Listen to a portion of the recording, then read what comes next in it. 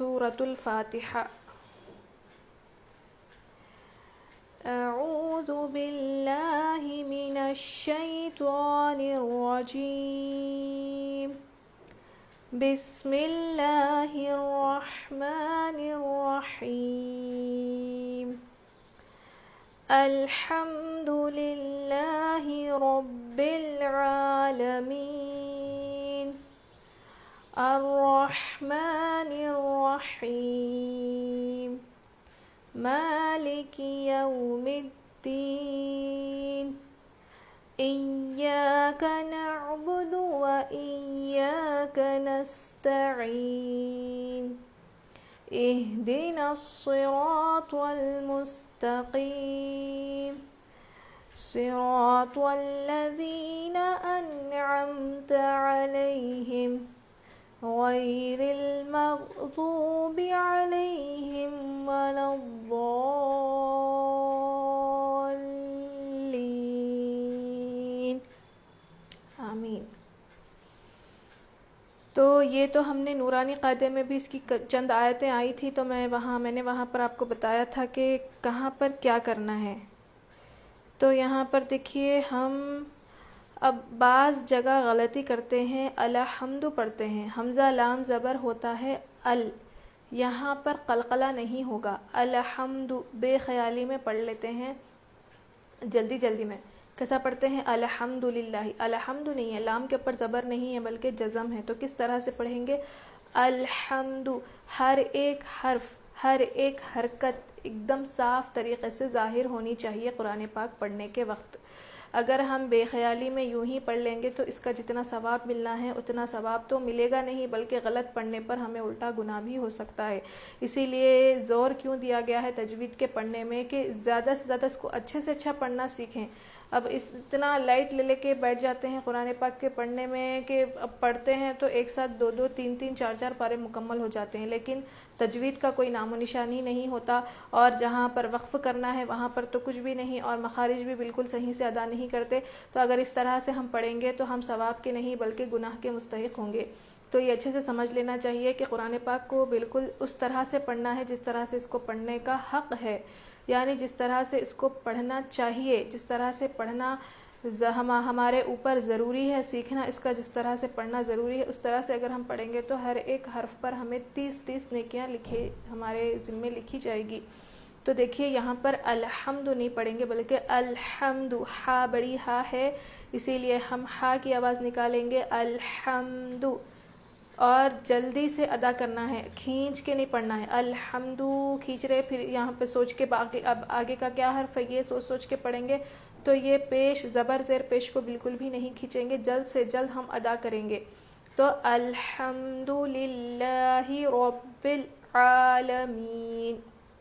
للہ یہاں پر للہ نہیں کرتے بلکہ للہ پڑھیں گے، اور را کو موٹا پڑھیں گے ربل. اور یہاں پر ایک غلطی اور بھی کرتے ہیں، ربل پڑھتے ہیں رب العالمین. یہ اس طرح سے پڑھنے سے کیا ظاہر ہوتا ہے کہ بیزارگی سے پڑھ رہے ہیں. اس طرح سے ظاہر ہو رہا ہے کہ ہم بالکل بیزار ہو کر پڑھ رہے قرآن پاک، نہیں بلکہ کس طرح سے پڑھنا ہے اس کو دیکھیے. الحمد للہ رب العالمین. ربل بھی نہیں کریں گے بلکہ ربل. یہاں پر قلقلہ نہیں ہے، ربل کریں گے تو یہ قلقلہ میں آ جائے گا، اور لام حرف قلقلہ میں سے نہیں ہے. رب العالمین. عین پر کھڑا زبر ہے اور لام پر زبر ہے، میم یا زیر می ہے تو کھینچ کر پڑھیں گے. یہاں پر وقف کریں گے، کیوں کریں گے؟ کیونکہ یہاں پر گولتا ہے. تو آخری حرف پر ہمیں وقف کرنا ہے تو ہم اس پر جزم دیں گے اور یہاں پر رک جائیں گے، سانس توڑیں گے. رب العالمین سے پڑھیں گے رب العالمین. پھر یہاں پر کچھ بھی زبر زیر پیش کچھ بھی نہیں دیا گیا تو کس طرح سے پڑھیں گے؟ تو یہ پڑھیں گے ہم یہ بات کے حرف پر جو حرکت ہے وہی حرکت یہاں پر بھی ہوگی. اگر بات کے حرف پر جو ہے زیر ہوتا تو ہم یہاں پر زیر لگاتے، لیکن یہاں پر زبر ہے اسی لیے یہاں پر کوئی حرکت دی نہیں گئی. تو ہم کس طرح سے پڑھیں گے؟ زبر ہونے کی وجہ سے گرامر ہے عربک کا کہ آگے کے حرف پر جو حرکت ہوتی ہے وہی ہم یہاں پر بھی لگائیں گے. الرحمن الرحیم. ہا کی آواز بالکل ظاہر ہونی چاہیے، رو موٹا پڑھیں گے، کھڑا زبر ہے میم کے اوپر. الرحمن الرحیم. یہ بڑی ہا ہے اسی لیے ہم اچھے سے اس کو ادا کریں گے. اگر ہم اس کو چھوٹی ہا کی طرح پڑھیں گے تو معنی بدل جاتے ہیں، معنی بدل جانے سے گناہ ہوتا ہے پڑھنے میں، اسی لیے ہم پڑھیں گے الرحمن الرحیم. مالک یوم الدین. اب یہ یو نہیں ہے بلکہ یو ہے، حروف لین ہے نا، اس لیے ہم نرم آواز کے ساتھ جلدی ادا کر کے پڑھیں گے. یو ہوتا ہے، یا واو زبر یو نہیں بلکہ یا واو زبر یو ہوتا ہے. یوم الدین. تشدید آنے کی وجہ سے یہ الف کو بھی نہیں پڑھیں گے، لام کو بھی نہیں پڑھیں گے، بلکہ اس کے بعد والے حرف سے ہم ملا کر پڑھیں گے. یہ حروف شمسی ہے، میں نے بتایا تھا نورانی قاعدے میں. تو حروف شمسی کا کیا ہے کہ تشدید اگر جس حرف پر ہوتا ہے تو اس سے پہلے والے حرف پر جو بھی ہم اس کو چھوڑ دیتے ہیں اور اس کو بعد والے حرف سے یعنی تشدید والے حرف سے ملا کر پڑھیں گے. کیونکہ الف پر بھی کوئی حرکت نہیں، لام پر بھی کچھ بھی نہیں ہے، اسی لیے یوم الدین. ایاک نعبد و ایاک نستعین. یہاں پر عین ہے تو نکالنا ضروری ہے ورنہ حمزہ پڑھیں گے تو معنی بدل جاتے ہیں، اسی لیے زیادہ سے زیادہ اس کی پریکٹس ہمارے لیے ضروری ہے. عین کی، ہا کی، قاف کی. نعبدو و نعبدو بھی نہیں پڑھتے، نعبدو یعنی اگر یہاں پر واو آ جائے گا تو معنی بدل جائیں گے. ٹھیک ہے، نعبد و ایاک نستعین. اہدنا الصراط المستقیم. صاد ہے، صاد اور سین میں بہت فرق ہوتا ہے. سین میں سیٹی کی آواز ہوتی ہے اور صاد کو ہم کس طرح سے پڑھتے ہیں، زبان کی نوک نیچے کے دانت میں لگا کر پڑھتے ہیں. صاد. را ہے، طوا ہے، تا نہیں پڑھیں گے بلکہ طوا ہے. یہ صراط المستقیم. یہ بھی قاف ہے. اب یہاں پہ بعض غلطی یہ کرتے ہیں، خا کی طرح پڑھتے ہیں. خا جہاں پڑھنا ہے وہاں نہیں پڑھتے بلکہ یہاں پر مستقیم نہیں بلکہ مستقیم. اس میں بالکل بھی کھردری آواز نہیں بلکہ صاف آواز آنی چاہیے. مستقیم. اب یہاں پر صاد ہے، را ہے. صراط الذین انعمت علیہم.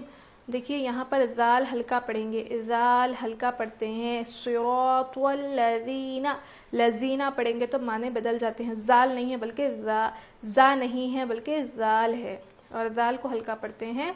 انعمت. اب یہاں پر کیا غلطی کرتے ہیں، انعمت پڑھتے ہیں. انا نہیں ہے، یہاں پہ نون کے پر جزم ہے، زبر نہیں ہے.